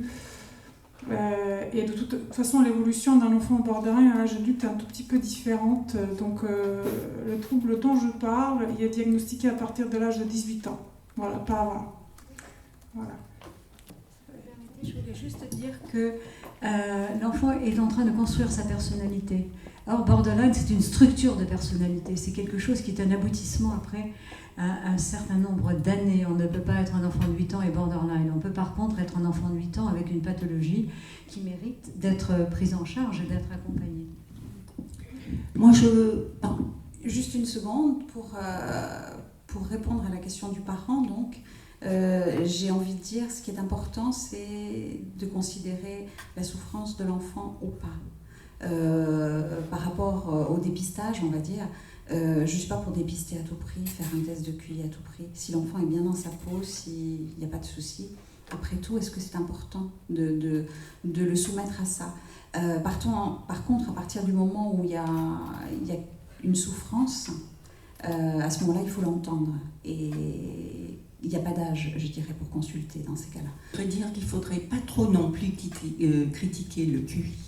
Parce que même si on est bien d'accord que ça n'est pas tout, par rapport à l'école, par rapport à un enfant en grande difficulté pour lequel on cherche ce qui ne va pas et que personne n'a compris, si on n'a pas le QI qui expliquera à l'enseignant qu'en fait, cet enfant-là, paradoxalement, il est perturbateur, il ne travaille pas bien, mais il a un potentiel.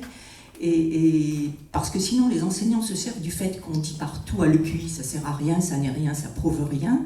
Et après, finalement, ils n'y croient pas. Or, la plupart du temps, les parents qui viennent et qui vont faire un test qui amène un enfant chez un psychologue, c'est justement pour comprendre pourquoi. Et c'est à leur grande surprise qu'ils découvrent que c'est un enfant qui a un potentiel. Et après, reste tout le travail avec l'école et les enseignants pour leur expliquer que il va peut-être falloir faire différemment parce qu'il est un petit peu particulier. Alors même si maintenant ils sont considérés comme des enfants à besoins éducatifs particuliers, malheureusement tout n'est pas encore mis en place.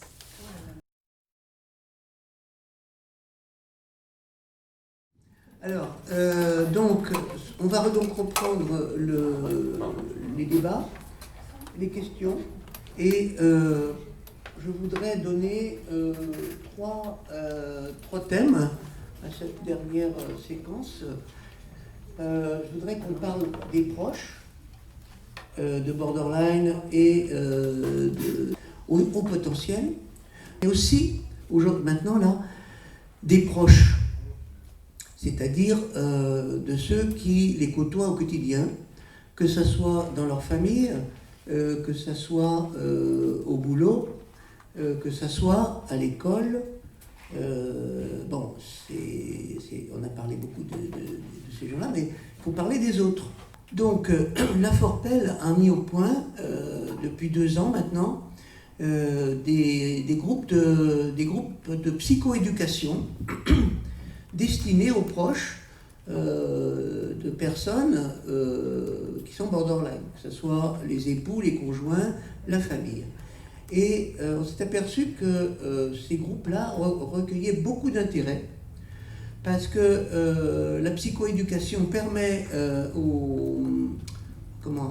ces personnes de découvrir des raisons qui expliquent le comportement de leurs proches, de voir qu'en fin de compte, ils peuvent peut-être aussi aider à faire en sorte que ces symptômes disparaissent ou du moins diminuent, en s'efforçant le plus possible de diminuer les causes. Il est hors de question de culpabiliser les parents dans ces conditions-là, c'est-à-dire que les parents arrivent à dire qu'est-ce qu'on a fait au bon Dieu pour que notre enfant soit comme ça. Je dis vous avez vraiment rien fait parce qu'en général les parents maltraitants ne viennent jamais consulter. Donc les parents, moi je leur dis, dans une famille dans laquelle il y a un borderline, là je m'exprime encore au niveau du borderline, je vais passer la parole après pour les surdoués, les hauts potentiels, je leur dis, vous êtes une victime, de même que votre enfant est une victime. Tout le monde est victime. C'est pas drôle d'avoir un frère ou une sœur qui est borderline, parce que tout le focus de la famille est tourné sur les scarifications, les tentatives de suicide, les intoxications, c'est-à-dire qu'il y a une espèce d'abnégation de toute la fratrie au profit de la personne qui souffre. Alors, la fratrie souffre, les parents souffrent de la souffrance du borderline. Donc, je pense qu'avec la psychoéducation, on arrive maintenant à avoir un partenariat avec les familles et avec les proches. Et je pense que c'est véritablement quelque chose qui est encore embryonnaire, mais c'est une des objectifs de la FORPEL dans les années qui vont venir, de développer cela. C'est-à-dire que je suis en train de m'apercevoir, si vous voulez, que quand je veux faire des formations avec des psychologues, des psychothérapeutes, des psychiatres sur le trouble borderline, sur 150 invitations, il y en a 5 qui viennent, et puis les autres ils disent vous n'allez pas nous apprendre notre métier. Hein. Par contre, quand je fais des réunions collectives avec les familles, je n'ai aucune défection. Alors, je sais qu'on va en parler aussi, il y a des associations de personnes à haut potentiel, il n'y a malheureusement pas d'association de personnes borderline. Ce qui se fait dans la planète HP. Alors, ce que vous appelez psychoéducation, en traduction dans ma langue à moi, je dirais que ça va être de la guidance parentale. Mais peut-être pas uniquement. On n'a pas évoqué non plus, on va avoir les mêmes difficultés quand dans une famille on a un enfant HP et que les autres ne le sont pas. Comment est-ce que c'est vécu ? Comment est-ce que c'est vécu par celui qui ne l'est pas? Est-ce que, effectivement, les manifestations qui ont amené l'enfant HP à consulter la place qu'il prend dans la famille, l'attention qu'il sollicite, comment vont le vivre les autres?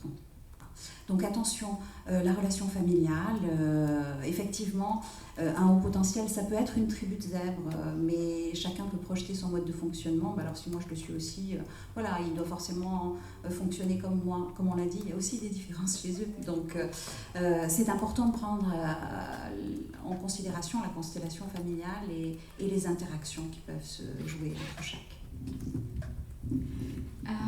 Pour les filles, effectivement, ça s'améliore un petit peu. Il y a 20 ans, on avait peut-être une fille pour 5 garçons, à peu près en statistiques. Mais alors, ce qui est intéressant, c'est qu'à l'âge adulte, les statistiques s'inversent. Il y a plus de femmes qui consultent, qui se remettent en question et qui vont aller passer un test. On a parfois, dans des couples, le mari qui passe un test après que les enfants aient été diagnostiqués comme surdoués et qui incite sa femme à passer un test. Et parfois, ça peut être parfaitement catastrophique parce qu'il y a une sorte de compétition interne pour savoir qui a le plus fort QI. Et là, on est toujours très inconfortable en tant que thérapeute. Alors, on a toujours le choix de dire dans une fratrie, oui, bon, mais les enfants n'ont pas le même âge, on ne peut pas comparer ce que fait le grand frère de 15 ans et ce que fait la petite de 7 ans. Mais c'est toujours quelque chose, je dirais, à aborder, que ce soit dans un couple, que ce soit les parents avec leurs enfants, de toujours poser la question, éviter de comparer les personnes dans la fratrie. Et en parlant de la fille, moi ça me rappelle un père qui était venu consulter avec son fils, qui était la prunelle de ses yeux. Son fils était comme lui. Il allait chercher tous les jours ses enfants à déjeuner, le fils et la fille, il en avait 2, et il ne parlait qu'avec le fils, parce qu'il lui rappelait, lui, quand il était enfant, il était... Et puis, lors de la consultation, il dit, vous savez, notre fille, nous avons renoncé, hélas, nous espérons malgré tout qu'elle arrivera à passer le bac. Au vu de l'interprétation des résultats du test du garçon, le père se dit, bah, franchement, on va quand même vous amener notre fille parce qu'on aimerait voir. Et dans les faits, la fille était plus surdouée que le garçon, mais nettement plus. Je veux dire, elle avait une forte précocité. Le regard du père a changé et en 15 jours, vraiment ça semble être une histoire inventée, en 15 jours, la fille est remontée du fond de la classe dans les premières places parce que le père s'est mis à lui reparler et s'est mis à l'estimer. Et c'est vrai que je ne fais pas de thérapie de couple. Quand il y a un adulte surdoué qui, un jour, par hasard, vient avec son épouse, sa compagne ou l'inverse, je peux à une fois les recevoir ensemble, mais je dirige toujours l'un des deux vers quelqu'un d'autre parce qu'on se retrouve dans le même dilemme des thérapies de couple où il y en a un qui va devenir le dominant et l'autre qui va avoir à faire ses preuves. C'est vrai que les adultes veulent se retrouver, ont besoin de parler, ont besoin de connaître d'autres adultes surdoués et suivant leur contexte de vie, ils peuvent avoir beaucoup de mal à en rencontrer.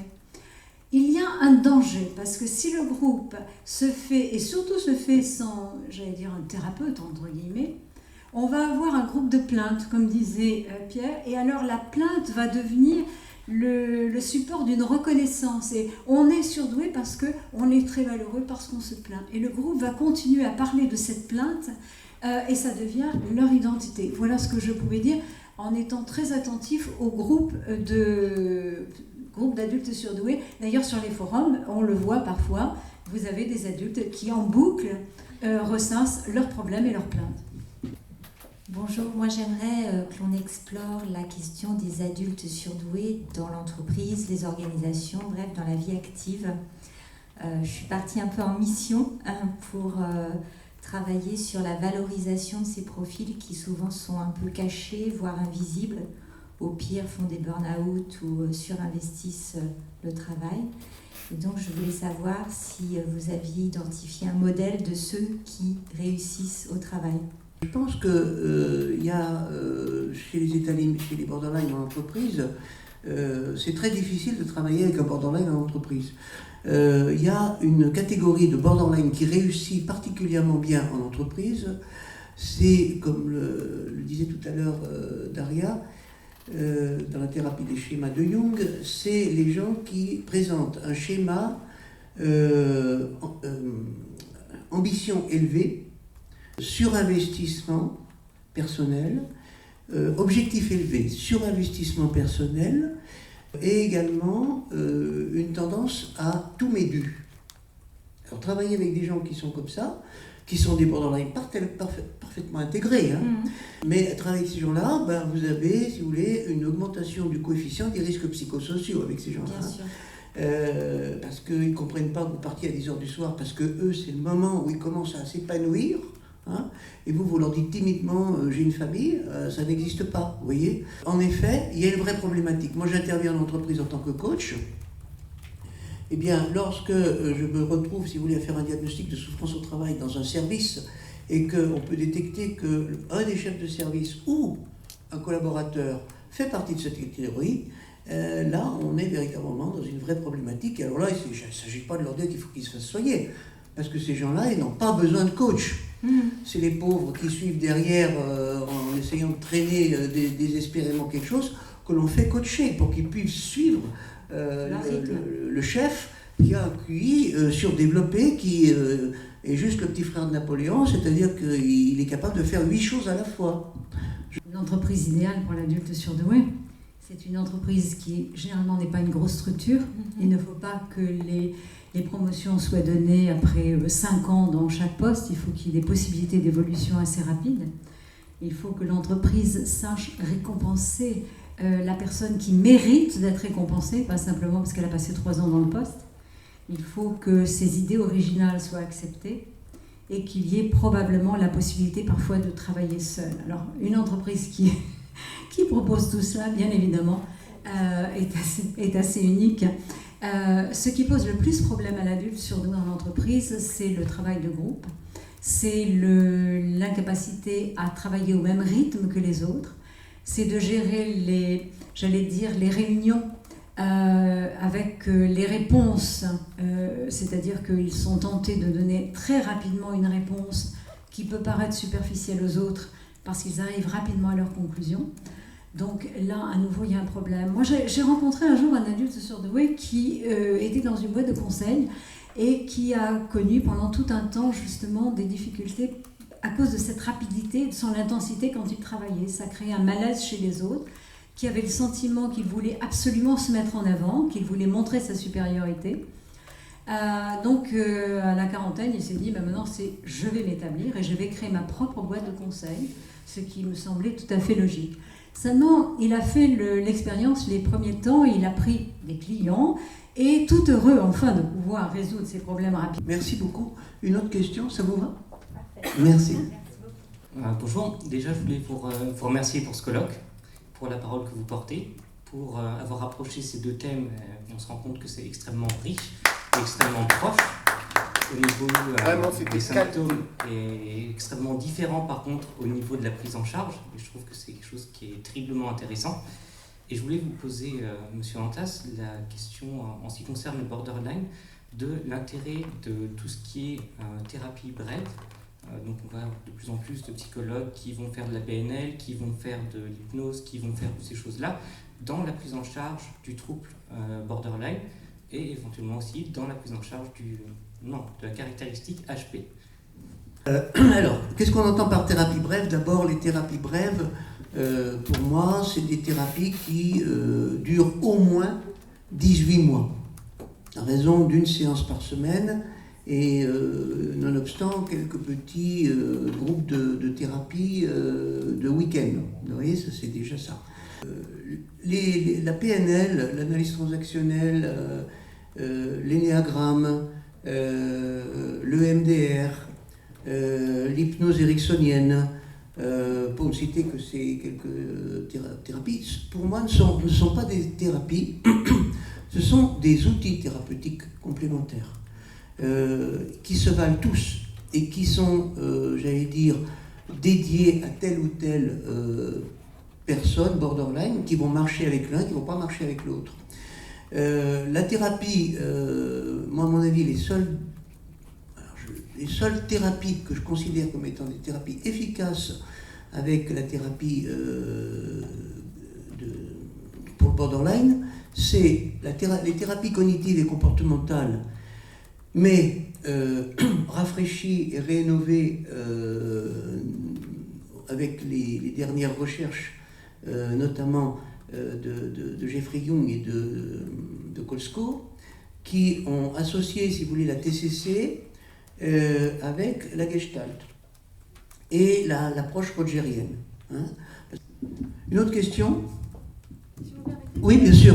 Il faut quand même qu'on prenne en charge le surdoué aussi. Hein. Donc, j'avais envie de vous faire une réponse qui était plus floue que celle de Pierre, parce que bien évidemment, je ne pratique pas différents types de thérapie, mais je reçois des personnes qui ont déjà fait de nombreuses tentatives dans le passé, qui sont passées absolument partout, pour certains avec une amélioration, je dirais, momentanée, mais avec un changement en profondeur qui n'a pas eu lieu, et la souffrance est réapparue après un certain temps. Je ne veux absolument pas dire que ces autres formes de thérapie sont totalement inefficaces. Je dis simplement que je reçois ces personnes. Alors, si je devais définir, moi, quelle serait la meilleure thérapie pour un adulte surdoué au moment où je les reçois, je dirais d'abord c'est une thérapie qui offre une écoute.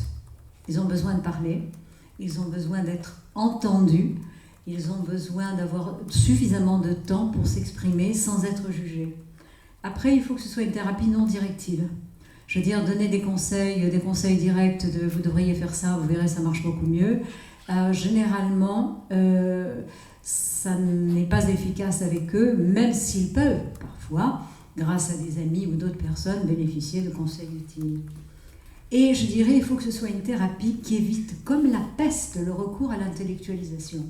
Parce que là, on rentre dans le symptôme de l'adulte surdoué qui veut trouver toutes ses réponses grâce à sa logique, grâce à ses capacités intellectuelles. Or, si elles suffisaient, eh bien, il ne serait pas en souffrance quand il vient voir le thérapeute. Donc, dès que quelqu'un commence à faire d'énormes exposés, va vous étouffer avec une logique imparable, et il vous appartient en tant que thérapeute de trouver le moyen de sortir de cela pour accéder à une autre parole. Mais avec les enfants, il y a le jeu, il y a d'autres choses. Je voulais savoir, parce que ça me touche à cœur, j'ai remarqué que mes patients, qu'ils soient borderline ou alors HP, eh bien, avaient une douance au niveau, pas une douance, on va pas dire ça comme ça, mais en tous les cas, avaient un besoin d'affection beaucoup plus fort que les enfants avec un cerveau gauche, on va dire, plus développé. Et que peut-être que la maltraitance, on va dire, pour les HP, elle se trouverait peut-être là, au niveau d'un manque d'attention affectueuse. Et il y a une autre question, je voudrais aussi qu'on parle du perfectionnisme du HP ou du perfectionnisme qu'on peut retrouver chez les borderline. Merci. Vous touchez un point qui est très important, c'est qu'est-ce qui est réellement à la base de la souffrance, en tous les cas de la personne de haut potentiel. C'est quelque chose sur lequel j'ai travaillé ces dernières années, j'ai des réponses, elles vont venir bientôt, je préfère ne pas vous les donner aujourd'hui parce que je vais vous les donner à lire. Mais ce que j'aimerais dire néanmoins, c'est qu'effectivement, lorsque ce sont des personnes qui ont, avec leur grande sensibilité, ont besoin de sentir que nous avons un regard positif, ce qui ne veut pas dire que nous nous mettons dans une position maternante. J'ai rencontré cette année un adulte qui passait ses week-ends en Normandie, une fois par mois, avec un groupe qui soignait l'enfant qui était resté en lui. Alors vous voyez le projet thérapeutique. C'est-à-dire qu'il partait, vivait 48 heures avec un couple qui se dénommait thérapeute et qui servait à soigner l'enfant et ses besoins affectifs. Donc manifestement, ça n'avait quand même pas suffi, mais il était content d'avoir des amis qui le retrouvaient chaque week-end. Alors, je vais peut-être rebondir sur le perfectionnisme, parce qu'effectivement, c'est quelque chose sur lequel j'avais envie de m'exprimer. Très fréquemment, chez les enfants, et même là aussi chez les adultes, on retrouve cette notion-là, avec à la fois l'illusion qu'en devenant parfait, à ses yeux tout du moins, on attirera la reconnaissance, voire l'affection. Mais bon, il est clair que c'est une recherche qui est vaine. Et ce que je leur dis souvent, c'est que le fait de se montrer parfait renvoie les autres. En fait, leur démarche de perfectionnisme vise à obtenir une reconnaissance des autres et donc de l'affection. Et ils aboutissent à l'effet inverse. C'est-à-dire que leur perfectionnisme renvoie les autres à leur non-perfectionnisme. Je cite souvent en exemple une patiente qui, avec une mémoire phénoménale, une grande empathie, etc., qui du coup rangeait toutes les dates d'anniversaire dans sa tête en fonction des gens, qui avait toujours le petit mot, la petite attention gentille. Et un jour, aléa du calendrier, elle s'est plantée d'un jour, voilà, et elle a souhaité un anniversaire avec un jour de retard. Et alors que d'habitude, elle avait un petit merci très polissé, très poli, elle a eu un roman. On lui a dit, mais c'est génial, mais j'ai enfin la preuve que tu n'es pas parfaite, que tu es humaine. Si je dois être digne d'être aimée. Pour être digne d'être aimée, il faut que je dépasse les limites. C'est-à-dire que c'est vraiment ça, il faut que je me rapproche du soleil le plus possible. Et alors évidemment, j'explose, parce que de toute façon, je n'arrive jamais. Et puis les borderline, ils ont quand même quelque chose que n'a peut-être pas le haut potentiel, c'est qu'ils ont une capacité extraordinaire à se tirer une balle dans le pied quand ils atteignent l'objectif. C'est-à-dire qu'ils sont incapables de jouir de ce qu'ils ont mis longtemps à atteindre. Alors ça, c'est typique borderline. Je ne sais pas si c'est une problématique HP aussi, mais c'est une vraie problématique. Je ne pense pas chez le HP. Hein. Je crois qu'il faut que les hauts potentiels se méfient des thérapies modernes. Hein. C'est-à-dire, je pense que le haut potentiel, il est très susceptible de tomber adepte d'une secte. Donc ma question se porte sur la relation, puisque vous avez dit que vous receviez aussi certaines familles avec 2-3 enfants qui représentaient les mêmes cas de HP, on va dire. Et oui, 5 frères, voilà. Je voulais tout simplement savoir, moi, une relation au sein d'une famille de père-fils, mère-fille, mère-fils, deux personnes qui sont-ils complices en ayant la même douance, si vous voulez, ou peut-être différentes, parce qu'il y en a un qui est plutôt artiste, l'autre qui est plutôt mathématicien, je ne sais pas. Sont-ils complices? Peuvent-ils évoluer ensemble? Se reconnaissent-ils? Ça, c'est une question qui est difficile à... Mais disons qu'en tant que parent, c'est vrai que certains parents peuvent s'identifier, ce n'est pas le rôle du parent de s'identifier à l'enfant, mais le parent peut se dire « Ah oui, nous sommes vraiment pareils, nous avons vécu les mêmes choses, nous avons fait les mêmes choses ». Mais le parent doit être très attentif à ne pas inscrire son enfant dans ce genre de réponse, parce qu'autrement, il va décider pour son enfant de quel doit être son avenir ou quels sont ses talents. Or, l'enfant est en train de se construire. Ce n'est pas parce qu'à 5 ans, il fait des divisions de tête qu'il sera nécessairement un très grand mathématicien. et va suivre et devenir un polytechnicien comme son père. Cela peut arriver, mais il faut faire très attention en tant que parent et en tant que thérapeute. Il faut faire résister à la tentation d'inscrire la personne là où on pense qu'est sa bonne place. Pour clôturer la réunion, d'abord dans un premier temps, il faudrait faire un peu comme au Festival de Cannes, dire merci. Alors, je voulais vous présenter les 2 psychothérapeutes qui sont membres de la Fortelle et qui exercent dans la région. Dominique Pruc qui est sur Cannes, le Canet, et Véronique Sberecht qui est sur Nice. Donc, selon que vous habitez à Cannes ou à Nice et que vous avez besoin de soutien, de conseils psychologiques, vous pouvez les contacter toutes les 2.